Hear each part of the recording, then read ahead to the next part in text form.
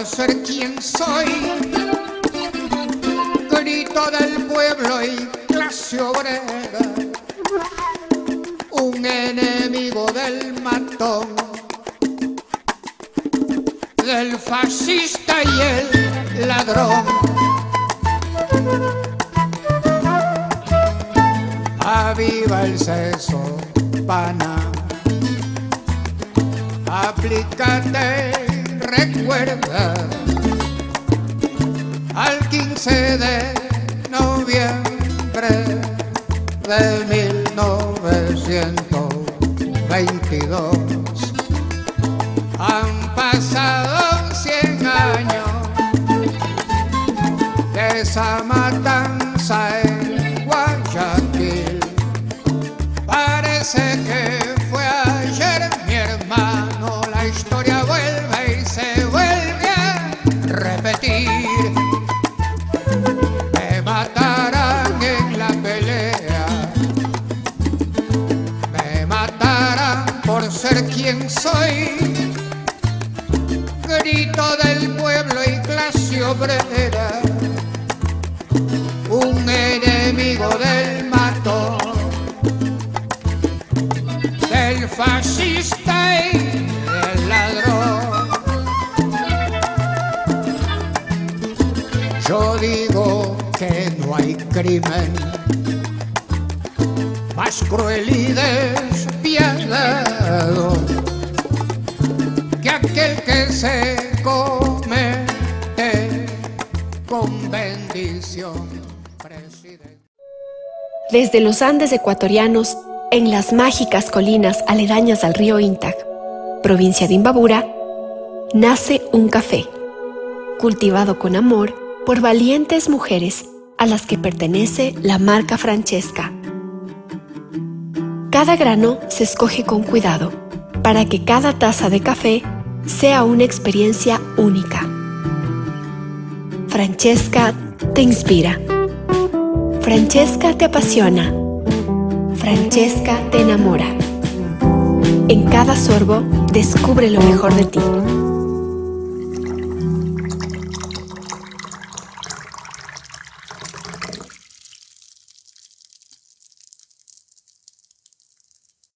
Bienvenidas compañeras, compañeros de esta nueva emisión de Hilando Fino. Tenemos el gusto ahora de contar con la presencia de David Adler, el coordinador general de la Internacional Progresista. Fue asesor de Yanis Varoufakis cuando fue ministro de Finanzas en Grecia, al principio del gobierno de Syriza, y también ha sido asesor de Bernie Sanders ahora. Bienvenido, David, muchas gracias por aceptar la invitación. Muchísimas gracias, Pedro, es un gusto, es un honor, y espero que tengamos una conversación profunda, linda, y de 50 minutos ya, es como, vamos ya. Se va pasando el tiempo. Bueno, vamos a hacer una intervención corta para lo que están acostumbrados nuestros compañeros. Claro. Cuéntanos, ¿qué es la Internacional Progresista? Bueno, quizás vale la pena empezar en el origen, o en el nacimiento de nuestra internacional. En el año 2018, pudimos ver la formación de una otra internacional. Una internacional que se llama, o que el profesor Noam Chomsky, que forma parte de nuestra internacional, llamó como la Internacional Reaccionaria. Es decir, el surgimiento de una red muy bien coordinada entre fuerzas de la derecha, de la ultraderecha, y cada vez más cerca a las fuerzas muy potentes a nivel internacional. Hablando del Foro Económico Mundial, por ejemplo, ¿sabes? Entre Duterte, Trump, Bolsonaro, Erdogan, Orbán, gente así que estaban avanzando cada vez más fuertemente, cada vez más sinvergüenza, debo decir, con una política xenofóbica, exclusiva y reaccionaria. Entonces, en el año 2018, cuando yo estuve trabajando con ambos, Varoufakis y el senador Bernie Sanders aquí en los Estados Unidos, nos juntamos en los Estados Unidos con varios otros, con Fernando Haddad de Brasil, con Naomi Klein, la escritora, con un par de parlamentarios de otras partes, de Guatemala, de Canadá, etc. Y lanzamos en ese momento, en 2018, nada más una llamada abierta, una carta abierta al mundo para decir, nosotros pensamos que es hora para las fuerzas progresistas del mundo, así que no refiere el nombre a la tradición del progresismo o la tendencia de ser progresista hoy en día, refiere al contraste con una otra internacional reaccionaria. Entonces publicamos esa carta abierta y esperábamos a la respuesta de varias fuerzas en todo el mundo y nos sorprendió mucho el nivel de entusiasmo, de compromiso y de emoción ante esa llamada abierta. Entonces, desde ese momento, en 2018, empezamos a construir la institucionalidad. Queríamos construir una internacional del siglo XXI, es decir, en contraste con las internacionales del siglo XX, que solo incluían a los partidos políticos como el vehículo con monopolio en la formación y organización de la política. También formaron, en nuestro caso, una coalición de partidos políticos, seguro, pero también de movimientos sociales que obviamente tuvieron y siguen teniendo un rol muy importante en nuestra región, hemisferio y más allá. También los sindicatos, para resucitar esa gran tradición del internacionalismo sindical. Y también centros de investigación, tomando en cuenta el rol esencial que tienen los académicos, la academia en general, y los periódicos, las publicaciones. También porque viene de nuestro entendimiento y convicción de que hoy en día la guerra mediática es una parte muy importante o forma parte del terreno de la lucha nuestra, y va a ser muy importante construir nuestros propios mecanismos de comunicación, nuestra propia infraestructura. Ahora, mira, Chomsky se declara él anarquista. Bernie Sanders es un socialdemócrata. ¿Por dónde? ¿Cuál es la tesitura, digamos, de esta organización? ¿Hacia dónde apunta? ¿Cuáles son los principales objetivos? Bueno, es que cuando lanzamos, el lanzamiento verdadero fue en mayo de 2020. En mayo de 2020, también con la motivación de combatir la otra internacional, nacimos en medio de la pandemia, en los como primeras semanas de la pandemia, donde podíamos ver por primera vez en todos sus colores la urgencia, necesidad de la solidaridad internacional entre todas esas partes de la coalición, ¿sabes? Porque obviamente el virus mostró muy bien que pues, no respetó las fronteras, la importancia de cómo proveer vacuna ahí para prevenir la llegada de un nuevo tipo del virus corona aquí, en este país. Entonces, obviamente podemos hablar, Pedro, mucho más de lo que aprendimos, o mejor, lo que no aprendimos de la experiencia de la pandemia. Pero la idea era, ante tanta violencia, fuerza y victoria de la derecha, formar una coalición muy amplia, sí, muy diversa. Entonces, hemos logrado desarrollar una declaración política que se puede ver en nuestro sitio de web. ¿Cuáles son nuestros principios? ¿Cuál es la meta? Llegar, como hablando, podemos hablar de la democracia, podemos hablar de postcapitalismo, podemos hablar de todo eso que forma parte de la declaración. Pero la motivación, uno, es resucitar y dar más contenido al concepto de la solidaridad internacional. Hemos dejado a esa palabra básicamente morir, quedarse en la página o tuitear cosas como estoy en solidaridad con el pueblo ecuatoriano. ¿Qué significa eso en el tweet? No significa nada. Al máximo significa caridad, que mi solidaridad es un regalo entre mi pueblo y tu pueblo, entre mi cuenta de banco y tu cuenta de banco. Pero más frecuentemente solo refiere a un gesto retórico, al puro simbolismo. Ahora, en lo concreto, ¿qué tareas políticas se han planteado y cuáles han sido los primeros resultados en estos 2 años de existencia? Claro. Entonces, la estructura básica es que tenemos tres pilares de actividad. Un pilar de actividad, y bueno, luego hablo de las iniciativas. Uno es se llama el movimiento. Queremos formar una red de activistas, organizadores, militantes, y no sé cómo se dice en español, que sus partes juntos valen más de su sum, o sea, de su suma. El todo es más que la suma de las partes. Exactamente. Entonces podemos ver una iniciativa, por ejemplo, lanzamos en cada Black Friday, el holiday en que los gringos principalmente celebran su consumismo después de Thanksgiving, una huelga internacional contra la empresa Amazon, la empresa más poderosa, podemos decir, en el mundo, con un hombre, un CEO más rico de todos los hombres del mundo. Y ahí recuperar la tradición de organizar la cadena de producción. Eso es una tradición que obviamente tiene su raíz en la lucha por 8 horas de trabajo en el siglo XIX, y también en los 90s fue muy de moda entre Castells y Saskia Sassen y toda esa gente del como alter globalization, hablando de cómo, bueno, ya que estamos en un mundo globalizado, tenemos que organizar transnacionalmente, ¿sabes?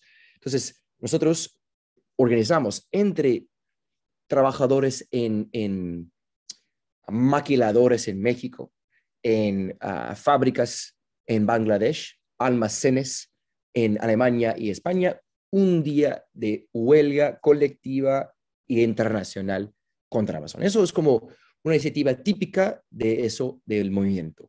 También tenemos un segundo pilar, que es el pilar del plan. En inglés es blueprints, donde intentamos desarrollar nuestra propia visión compartida. Me preguntaste, Pedro, ¿a qué refiere y cuál es la visión? Es ahí. No queremos importar una visión, no queremos copiar un manifiesto de otra parte de cualquier partido. Queremos formar colectivos para avanzar con eso. Por ejemplo, tenemos un colectivo que está trabajando, luchando por la justicia de la deuda ante como bomba de deuda en muchas partes del mundo. Empezamos eso luchando contra la austeridad en Ecuador, luchando contra el FMI en el contexto de la pandemia, de su programa de básicamente enforzar, como saben perfectamente toda la gente escuchando este programa, los cuts al sector público, incluso a los trabajadores, las trabajadoras. Los recortes presupuestarios en plena pandemia, incluso a los trabajadores de la salud, ¿no? Mientras se pagaba la deuda externa. Exactamente. Bueno, por eso le significó al ministro de ese entonces salir con paracaídas dorado a tener un puestazo allá en Washington, en el Banco Interamericano de Desarrollo, ¿no? Sí. Entonces es allí en el blueprint donde desarrollamos esa visión.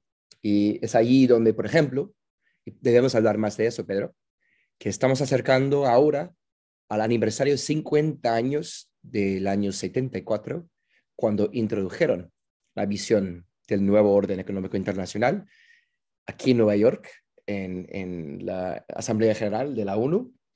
Y nosotros pensamos que ya es hora de renovar esa visión de las 70s, de cómo es y cómo debe ser el nuevo orden económico internacional.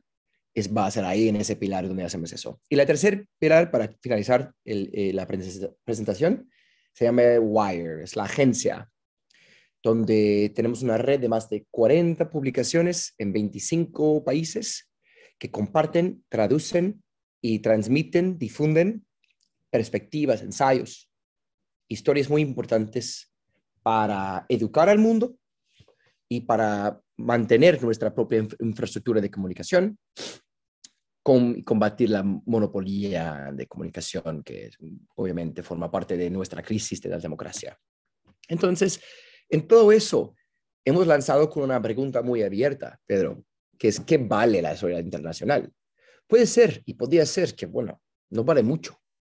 Hermandad, buena cosa, amistad, buena cosa, como no sentirme solo en mi lucha personal, es algo lindo. Pero en esos 2 años y pico, hemos visto la potencial, la posibilidad de utilizar la solidaridad internacional como una herramienta. Por ejemplo, en Ecuador, por seguir con el ejemplo de Ecuador, porque yo sé que es muy relevante, cuando intentaron bajo la oscuridad, como ahí en el pasillo de poder, prevenir que Andrés Arauz fue candidato a la presidencia. Intentaron utilizar un mecanismo muy raro para decir, no puede registrar para la campaña. Nosotros movilizamos toda nuestra red y poder y movilizamos para garantizar su presencia en la lista electoral. Bueno, te cuento, ya ha salido recientemente uno de los miembros de la coalición que ganó, tanto en la primera como en la segunda vuelta lograron esa situación, diciendo que en la primera y en la segunda vuelta se hizo un fraude electoral en contra de Andrés Arauz. Lo dijo públicamente, ¿no? Y que tiene las evidencias. No sé, ¿van a hacer algo los de la Internacional Progresista o no tienen noticia de este tema? Del fraude. Sí. No, bueno, mándame. Claro, yo te mando las referencias. Y es sí, uno de la coalición más poderosa del Partido Social Cristiano, que fue uno de los pilares del triunfo de Lasso, ¿no? Wow, qué fuerte. Bueno, y seguimos con eso. Lanzamos un observatorio electoral porque sabemos muy bien cómo la importancia de combatir información falsa en real time, digo, ¿sabes? Y cómo se puede instalar narrativa. Cómo se pueden instalar mentiras de una manera muy fácil, ¿no? ¿Y cómo tienen preparado el operativo con respecto a las elecciones en Brasil? En Brasil es muy interesante porque en Brasil hay muchos ojos. Hay muchos ojos. Y también la narrativa es lo opuesto, ¿sabes? Bolsonaro quiere decir que hay fraude, va a haber fraude, ¿sabes? Él está, como Trump en los Estados Unidos, utilizando el lenguaje, el vocabulario del fraude. Lula y toda la parte más, digo, progresista, podemos decir, están hablando de cómo, bueno, tenemos que enfatizar que nosotros sí confiamos en nuestro sistema electoral, que debemos respetar el resultado, ¿sabes? Entonces, depende mucho del contexto, el nivel de confianza. En Chile, por ejemplo, nadie duda la integridad del conteo del proceso electoral. Nadie. Entonces podemos hablar de ataques contra la democracia, podemos hablar de poder oligárquico de los medios de comunicación, todas esas cosas que son relevantes para un observatorio de la democracia como la nuestra. Pero depende mucho del contexto. En Colombia, por ejemplo, hubo mucha violencia del narcotráfico, de Plan de Golfo, mucha violencia y fue muy importante para hablar de eso, hablar de la corrupción de Rodolfo. Entonces, depende mucho. Obviamente en Perú, donde fuimos solos básicamente, no hubo casi nadie.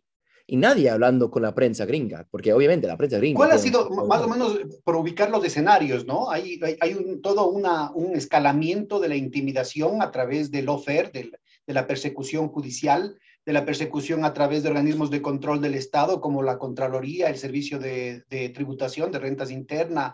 Eso es casi en todos los países, ¿no? Un mecanismos de asesinar al personaje a través del desprestigio. Pero además tenemos ya pasos al acto, como por ejemplo el atentado en contra de la vicepresidenta Cristina, ¿no? O los atentados en contra del presidente Petro. Sí. ¿Qué se está pensando, por ejemplo, en torno a la seguridad del presidente Lula? ¿O cómo se está pensando toda una campaña que ubique, ¿no es cierto?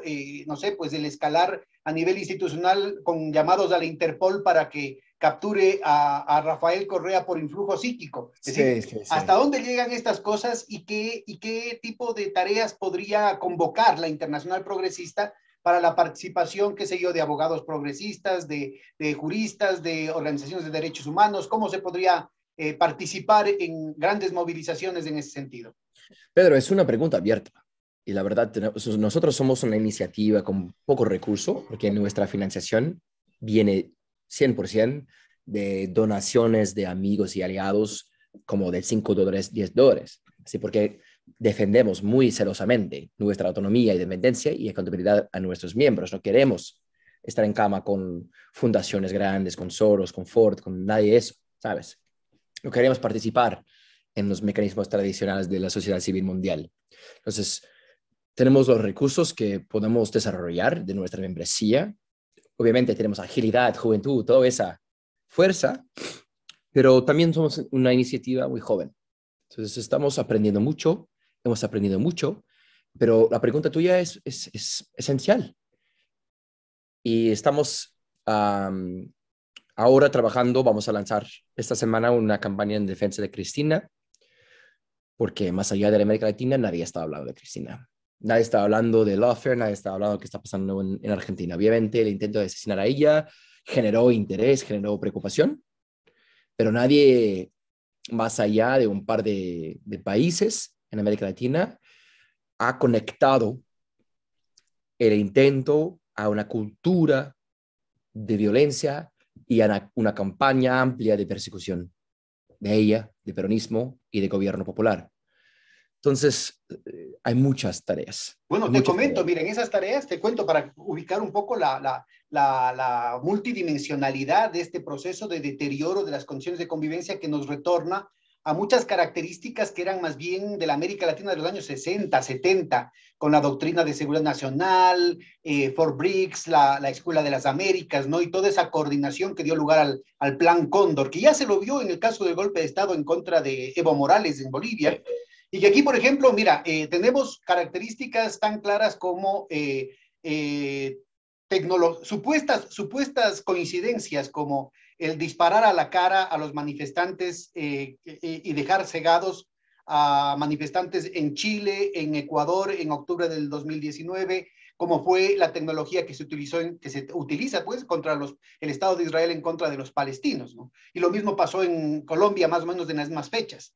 Tenemos la situación de personas que han entrado a cuarteles de la policía, a cuarteles del ejército y no salen, ¿no? Es decir, estamos hablando de entrar al Ministerio de Defensa aquí en el Ecuador, una cosa que pasó la semana anterior, que entrar a la escuela de policía aquí en el Ecuador, una defensora del defensor del pueblo, y desapareció.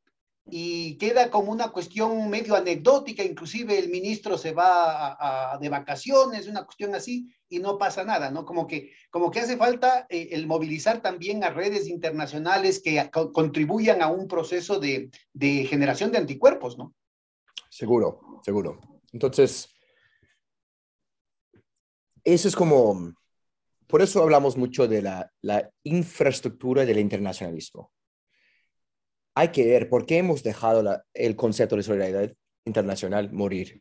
Es básicamente porque se murió también la infraestructura. Entonces, si yo simpatizo mucho de la lucha de X persona argentina o griega en Ecuador o Z en Chile, es difícil para mí saber dónde me pongo, cómo entro en esta lucha. Entonces, queremos pensar y reimaginar cómo debe ser esa infraestructura.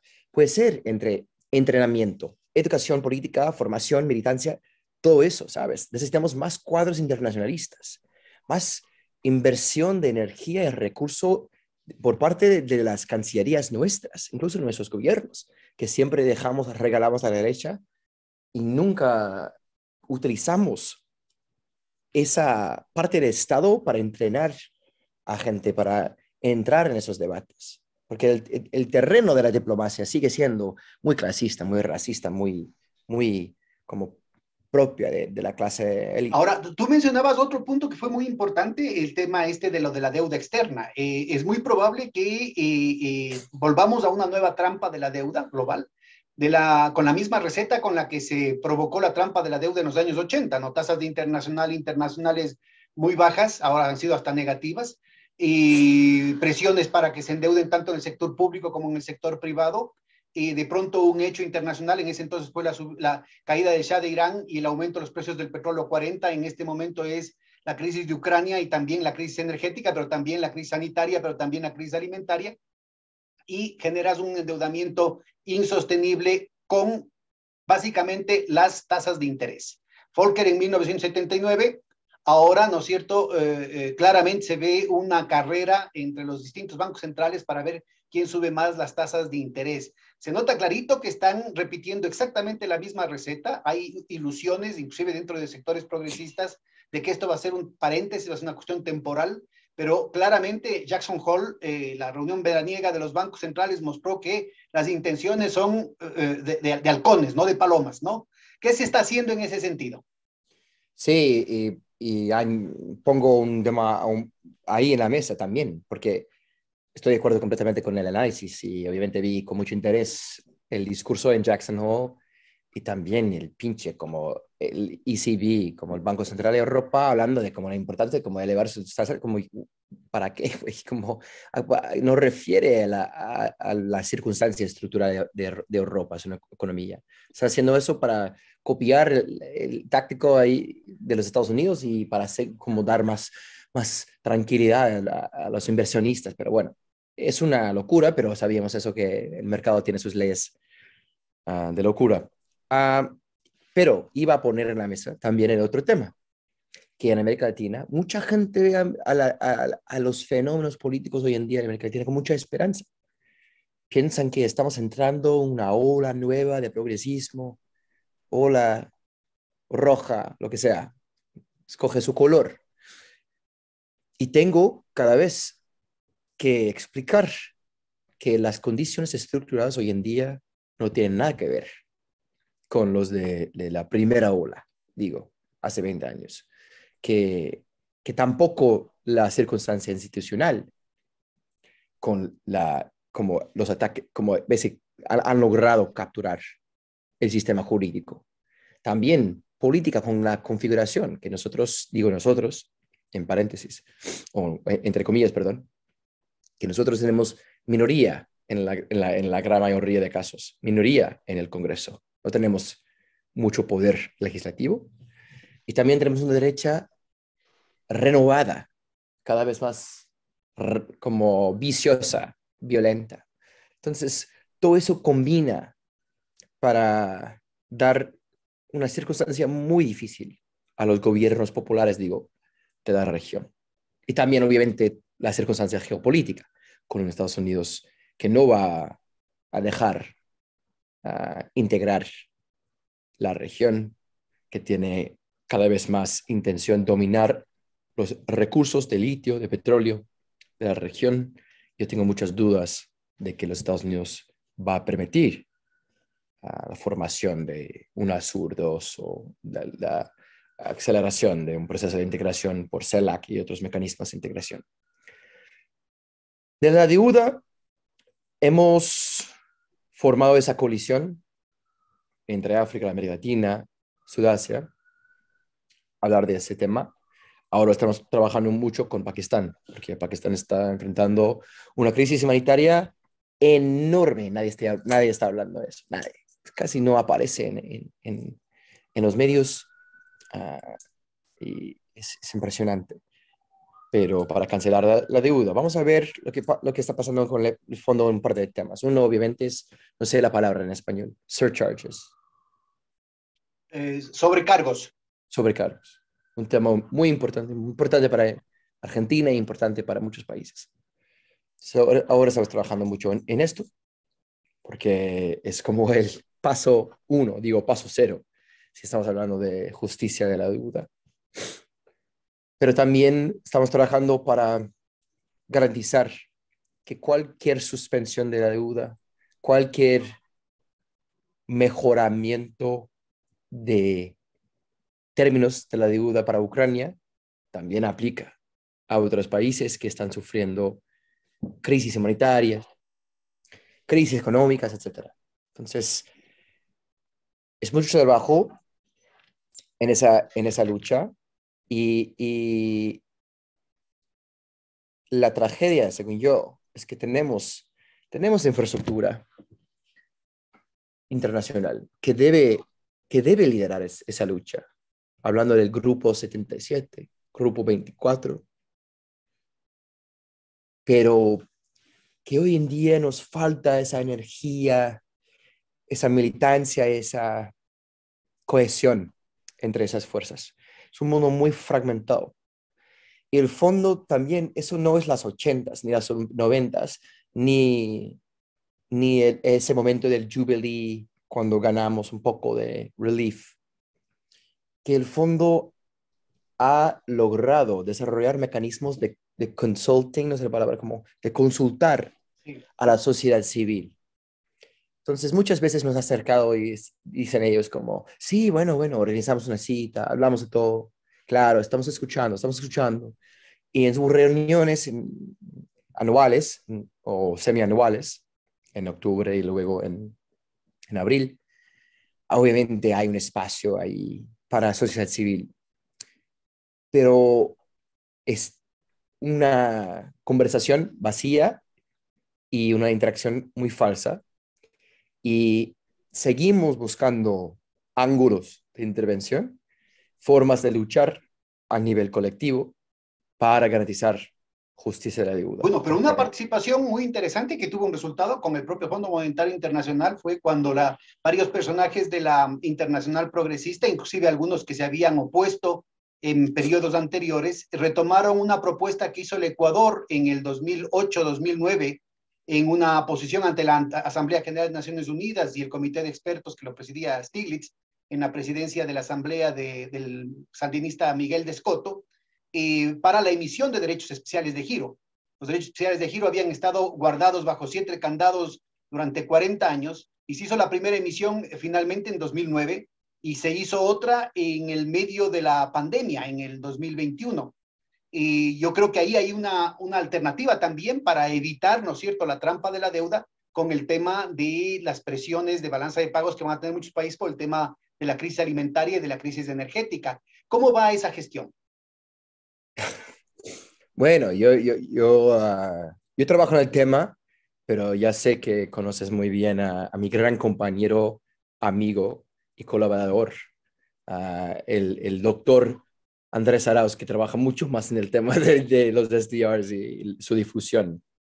No, pero eso, como el tema de SDRs refleja muy bien el suicidio del imperialismo, digo, que los Estados Unidos piensan, nuestros legisladores piensan que sirve sus intereses mejor no distribuir más apoyo económico, no como corregir esas crisis de la deuda. Piensan que van a liderar más fácilmente en un mundo menos estable, más endeudado. Pero no saben que la difusión, esos nuevos acuerdos de los SDRs garantizan más estabilidad, más crecimiento, más oportunidad económica para sus propios inversionistas. Entonces es como un approach tan como autodestructiva. Me impresiona siempre cuando estoy en Washington hablando con gente del fondo o gente del Congreso, que la cosa es que lo que espanta más al congresista, al legislador estadounidense, es permitir a los pueblos del sur pensar que sí, otro mundo es posible, que sí, otra estructura de la economía mundial es posible, o sea posible.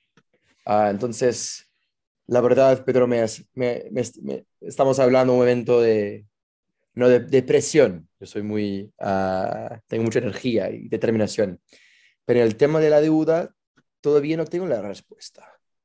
Solo sé que ningún país va a lograr nada solo, que tenemos que fortalecer las coaliciones entre los países que están Y en términos no solamente de países, sino de fuerzas, inclusive de signo contrario, algunas de ellas que podrían estar en la otra orilla que había un poco motivado la aparición de la Internacional Progresista, ¿no? ¿Cuál es la relación que tienen ustedes con las corrientes del nacionalismo? No del nacionalismo de los países industrializados, que eso es chauvinismo e imperialismo, pero sí del nacionalismo antiimperialista que informó, por ejemplo, el espíritu de Bandung, que está entre los precedentes del nuevo orden económico internacional al que hacías referencia de la conmemoración del medio siglo en el 74, ¿no? Sí.